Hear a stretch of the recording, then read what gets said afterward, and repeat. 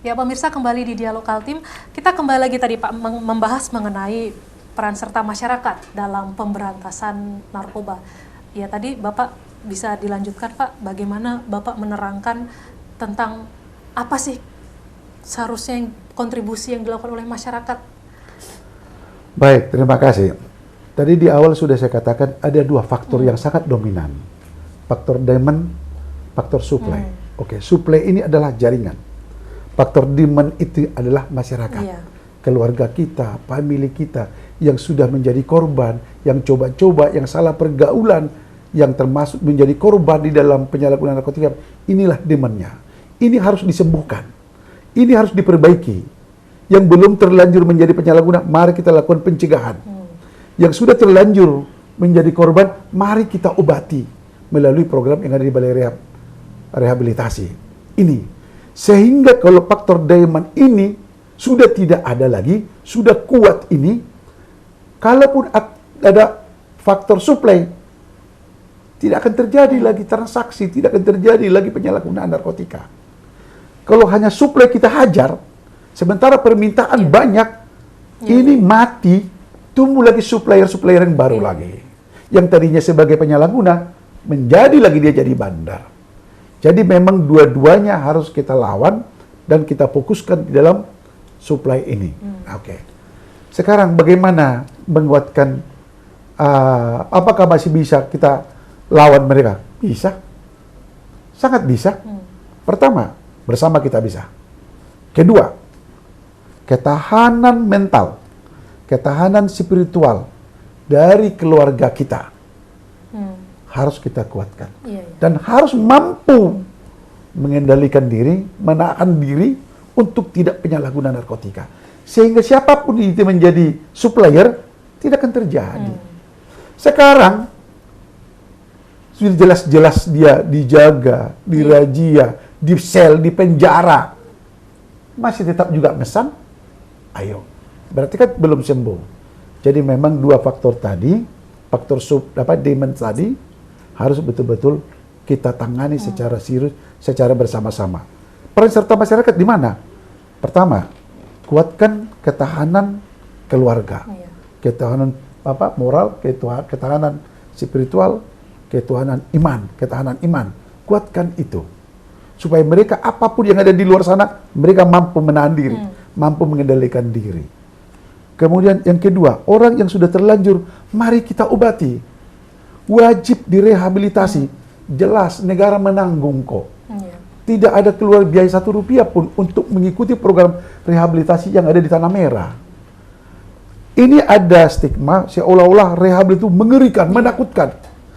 Ini supaya orang tidak mau rehab, supaya tetap dia ketergantungan. Jadi memang ada perang opini, perang strategi antara kita dengan kepentingan mereka. Ini harus kita lawan bersama. Makanya, apakah kita optimis bisa? Saya yakin bisa. Bisa kita lawan. Bisa optimis saya yakin. Nah, bersama kita bisa untuk melawan narkoba. Baik Pak, terakhir karena ini merupakan segmen penutup, saya mau ke Dr. Ampera sebagai Kepala Balai Rehabilitasi. Terakhir Pak, apa sih pesan Bapak untuk masyarakat? Pesan saya ke masyarakat, Mbak Ambar, nomor 1, kalau bisa jangan sentuh itu narkoba. Kalau bisa, sedapat mungkin hindari. Karena kalau sudah kena, akan susah. Karena pertanyaannya muncul, akan ada rehab. Rehab pun banyak yang ngulang. Sepanjang tatanan tadi, tatanan lingkungan, tatanan keluarga tidak dirubah. Maka pesan saya itu. Yang kedua pesan saya adalah, kalau teman-teman sudah terlanjur, silakan rehabilitasi. Jangan sempat ditangkap Pak Tampu Bolon dulu. Kalau ditangkap Pak Tampu Bolon duluan baru direhab, itu prosesnya panjang. Karena mengikuti alur hukum. Kalau memang sudah mengkonsumsi, datang ke Pak Tampu, ngomong, Pak, saya ini sudah mengkonsumsi, tolong minta surat rekomendasi ke Balai Tanah Merah biar saya direhab. Itu baru bagus. Nah, tapi kalau ditangkap beliau dulu, wah, itu berbahaya, panjang ceritanya, sampai nangis-nangis kayak ya artis-artis kita itu setelah ditangkap nangis kan gitu. Ya padahal sudah lama dia menggunakan. Lalu Pak, begini Pak, saran dari Bapak untuk masyarakat nih Pak yang masih awam, yang terkadang itu mereka sering termakan ini loh Pak. Kadang kan orang-orang itu bilang makan aja ini nggak apa-apa begitu, yang masih awam banget gitu loh Pak. Bisa nggak Pak Bapak berikan pesan-pesan Bapak dari segi mungkin permasalahan-permasalahan yang mungkin bisa timbul lebih daripada yang mereka alami, semisal anak-anak muda yang memiliki masalah dengan keluarga dan lain sebagainya begitu Pak. Apapun kalau ada masalah dengan keluarga, selesaikanlah dengan keluarga. Selesaikan dengan keluarga. Nah, kalau istilah saya itu lebih baik pecah di perut daripada pecah di mulut. Lebih baik keluarga kita yang tahu selesai daripada orang lain macam-macam. Nah, kedua, hindarilah bertemu dengan orang yang terlalu mudah menawarkan sesuatu. Nah, istilah kami di rehab sana, no free for lunch. Tidak ada yang pernah gratis untuk makan siang. Tidak ada pernah orang menawarkan sesuatu tanpa sesuatu di belakang. Nah, itu harus jadi perhatian. Makanya setiap orang yang direhabilitasi kita tekankan itu. Nah, kemudian yang ketiga pesan saya, kalau memang tatanan hidup kita sudah baik, maka teruslah mendayung seperti sepeda tadi. Nah, tatkala kita tidak mendayung, itulah kita jatuh. Jadi tetaplah mendayung, tetaplah lurus. Buka komunikasi dengan keluarga, selesaikan permasalahan dengan keluarga. Dan peran orang tua sangat besar. Orang tua zaman sekarang itu kan sering konflik dengan anak. Kadang-kadang anak itu perlu diberikan pengertian kenapa sesuatu tidak boleh.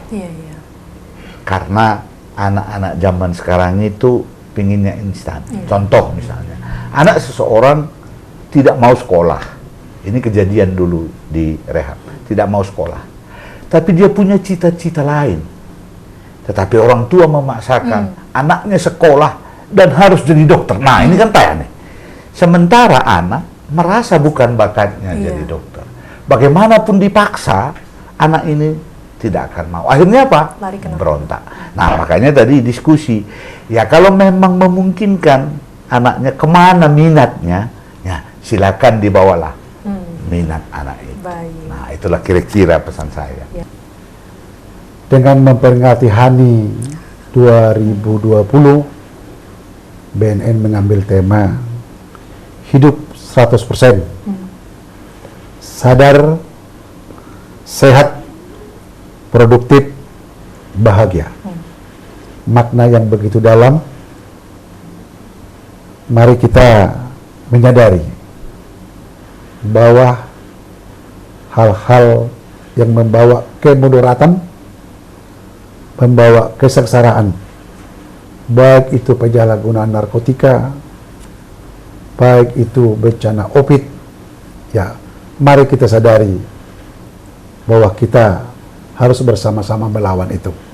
Baiklah kalau begitu Pak, terima kasih banyak atas kesempatan yang telah diberikan. Terima kasih banyak juga atas waktunya, sudah mau meluangkan waktunya ke sini. Sama-sama. Harapan kita, saya simpulkan dari apa yang sudah kita diskusikan tadi. Pertama, bahwa masyarakat sekalian, ketika kita berbicara tentang narkotika, berarti kita juga berbicara tentang keberlangsungan bangsa dan negara ini. Bagaimana mungkin bangsa dan negara ini bisa kuat dan bisa berjalan apabila begitu banyak kaum milenial atau kaum mudanya yang sudah terperosok jauh ke dalam narkotika.